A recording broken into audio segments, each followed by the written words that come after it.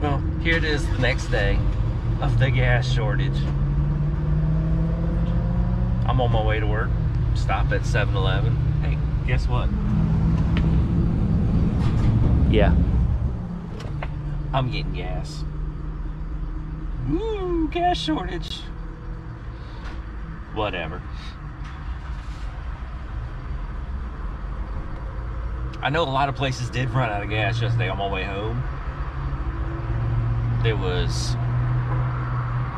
gas lines everywhere, and then I seen on the news and this and that, and on Facebook, people running out of gas, gas stations out of gas. They even have a sign on the other side of this gas pump, no gas. So yeah, evidently this 7-Eleven ran out of gas yesterday. Oh well, I got mine, so I'll be good.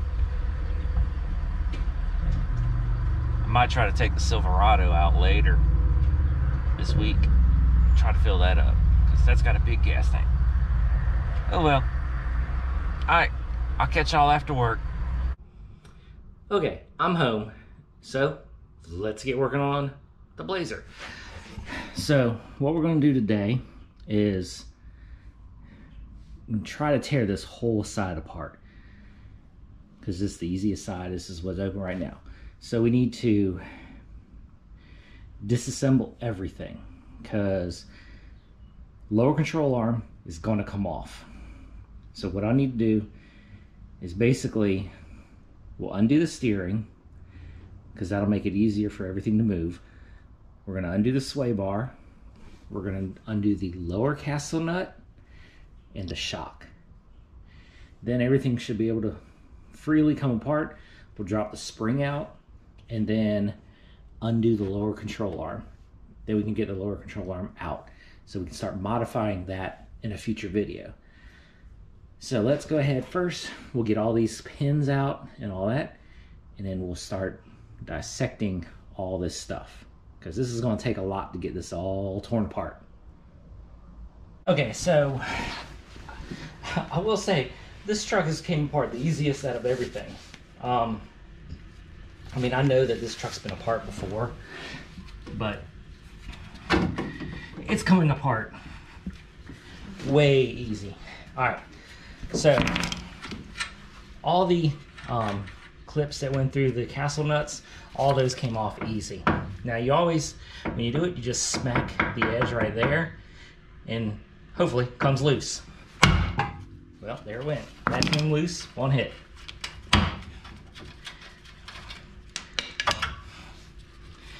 Always put the nuts back on. Now, that way, now the steering's basically out of the picture, so you ain't gotta worry about the steering now. Same thing, we'll tap that, get that out.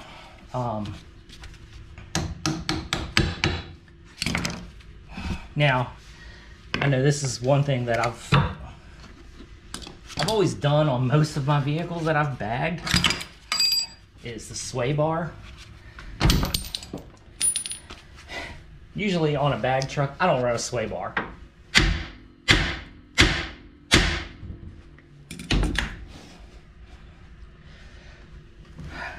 Let me get this underneath the frame back here. I know some people are gonna be like, oh, you should always run a sway bar. Okay, it just came loose, so now that's loose. Now I need to get the coil spring or the shock out of here. Of course, the shock is stuck. It's unbolted, but it's just stuck. Oh, there it is. All right, now let's jack this up just a hair. The top castle nut.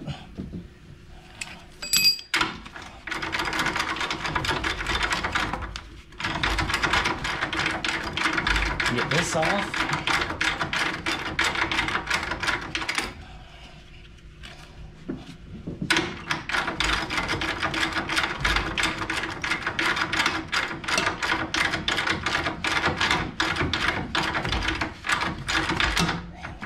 Usually they come off with your finger after you get them, but all right. Now is always the part that I always hate, because everything is off. Now the coil spring is basically able to fly out. So as soon as this comes loose, lower control arm, oh, excuse me, lower control arm can swing loose and the coil spring can come out. So needless to say, that's always the part I hate. Even though I've bagged, let's see. I've done 3 S10 pickup trucks and 2 Blazers. So this will be my 3rd Blazer that I've bagged. Plus I've bagged a whole bunch of other trucks and cars, all that kind of stuff. But, so basically, I've done 5 S10s. Now, of course, everything's different. Basically, the front suspension on all S10s, whether it's a pickup truck or a Blazer, they're all the same. It's the rear that's different, because a Blazer, especially a 2-door, has a crooked frame, so you have to order the appropriate C-notch to match the frame, which I'll show you in another video when we get to the back. The 4-door Blazer has a straight frame, so a little bit different. But front suspension, everything comes apart the same. So now, we're gonna lower this down and try to get the coil spring out without killing myself. I know, it usually is always stuck anyway, so I usually don't have nothing to worry about.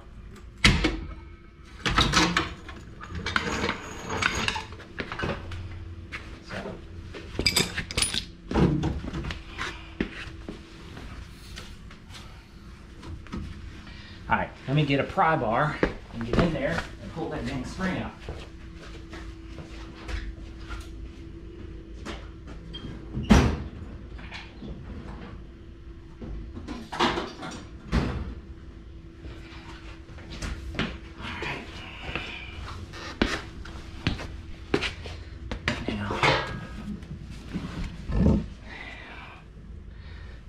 You just find the spot,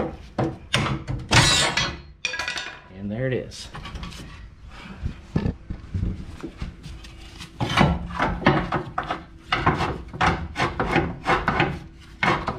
Come on. Now I got stuck on the freaking ball joint on there, which, you know, we need to replace that ball joint. But there's a spring. And a whole bunch of dirt. Alright, now to get the lower control arm off, there's a bolt through right here and a bolt through right there. So that's the next thing, is get them off.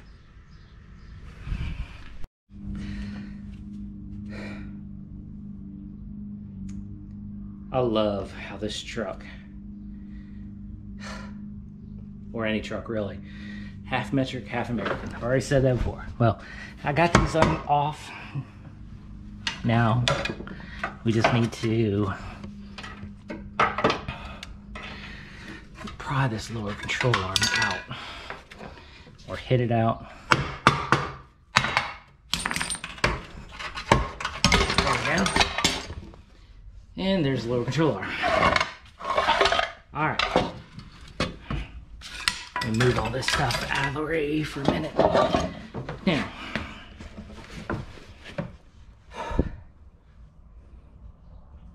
what we need to do why I got this out is, when you use a stock lower control arm, you need to de-hump the lower control arms, which is right here and right there. Now, if you look at them, you see how it's humped up?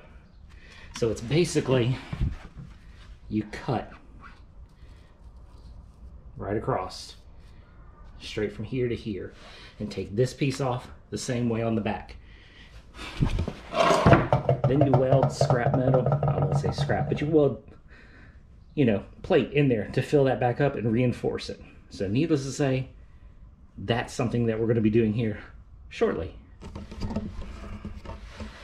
But got the whole front suspension taken apart on this side.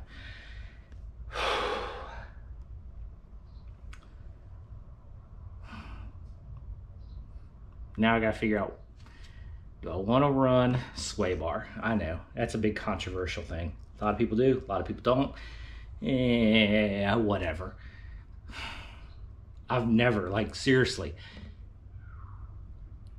Yeah.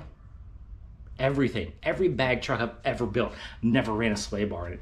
I had a Chevy, listen, I have a Chevy Astrovan, I've had Mazda B2200, I've had countless S10s. I can't even think of everything now, but I've had so much. Never ran a sway bar. The Astrovan, that thing ran awesome. I'm thinking about doing the same style suspension on the Astrovan on this, but again, we'll address the back when we get there. All right, next thing. I don't know what I feel like doing. I think we're gonna go ahead and cut these lower control arms. Man, it's hot out today. Oh well, at least it's nice and sunny out. All right, so I'm not gonna record all this because this is gonna take a while. So first thing we need to do is get these two rivets off to get this off, because again, we're gonna cut right here all the way around, and then the same thing on this side. We'll probably cut some of the and then just knock that down. So let's go ahead and get that torn apart, get it cut all up, and I'll show you what it looks like after we get it cut up. Because, like I said, this is going to take a while. This isn't an easy job. This takes a minute.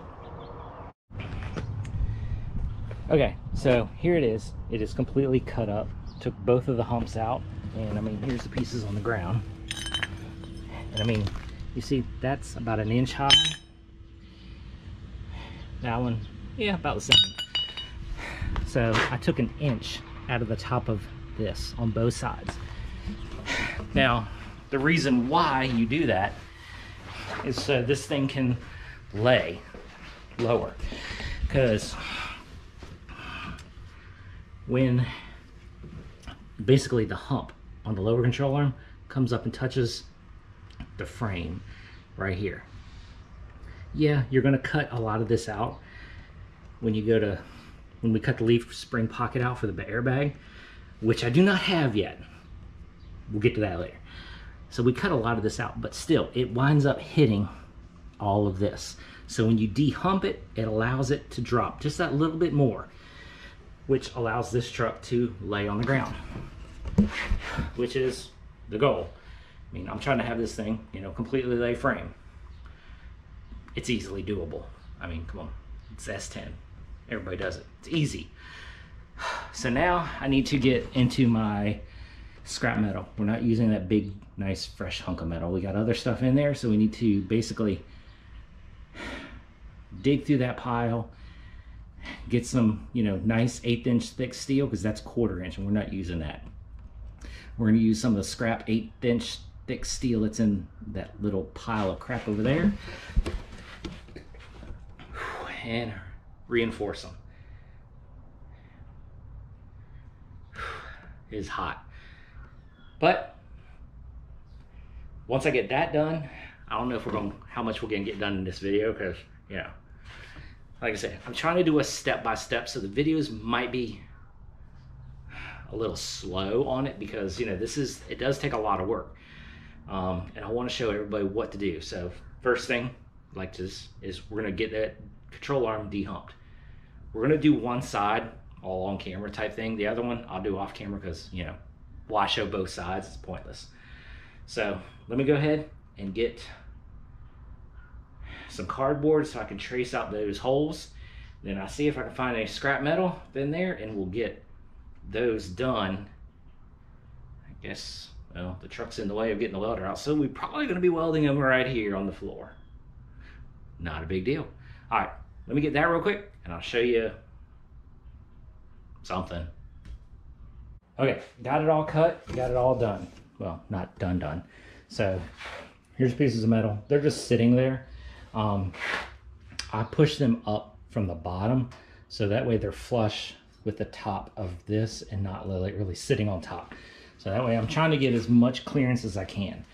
So basically now it's just sit back and weld these up. Now, in a previous video, I bought, new welding gun thing. Well, I have not used it, so this is going to be the first like real test of me using it and welding with it. So let's set everything up and give it a test and see how this works, and I'm hoping for the best. Now, like I say, I didn't get a weld. I can't weld outside because that welding cart is big, and yeah, I'm not gonna be able to get it past the truck. So we're gonna weld in the garage right here.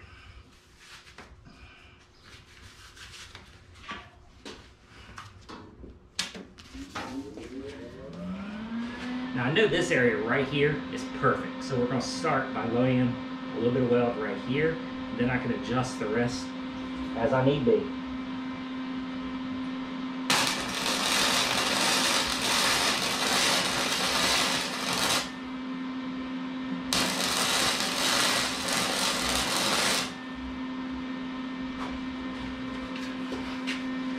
Oh yeah, I like this, the way it feels already.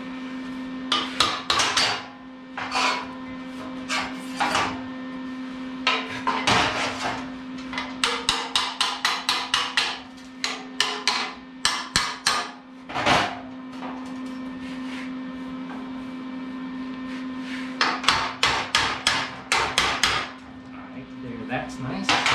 Throw some weld across that.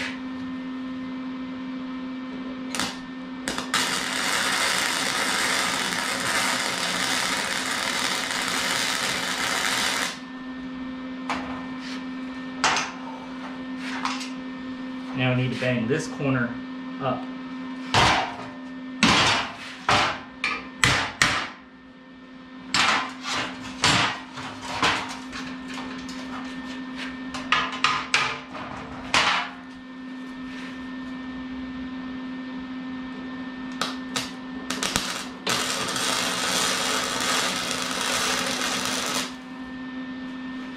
All right. Well, now I have to weld this completely in, then I need to do the same with the other piece. And this is going to take about a good hour. So let me go ahead, get this knocked out, and I'll show you what it looks like when it's done, because like I said, this is going to take a minute. Alright, well, that's done. We'll start off by saying, what is this, a Yes welder, the thing. I love this thing. It really does good. I mean, it gets warm, but again, since this has got an all metal tip on it, there's no issues. I can just keep running. I basically welded all of this non-stop. The other one that I had, I mean, it was messed up and it had a plastic tip, so as soon as it would get warm, the tip would cool, or I mean the tip would melt basically. So I could only do like an inch or so at a time because it would just get overheated. Well, there it is. So control arms are DeHumped, and I mean, so this thing is still smoking hot because I welded. Now again, hey, I'm not the best welder in the world, so sue me. Everything I do, I've never had an issue. Everything works good. So now I'm going to close out this video, but off camera, we're gonna wire wheel this lower control arm and then paint it. In the next video, we will be cutting the frame and then mounting this back up. All right, well, that's how you DeHump a lower control arm on an S10. A little bit of a process, but easy as crap. All right, hope you enjoyed this video. Thanks for watching. Thanks for subscribing. Catch you in the next one.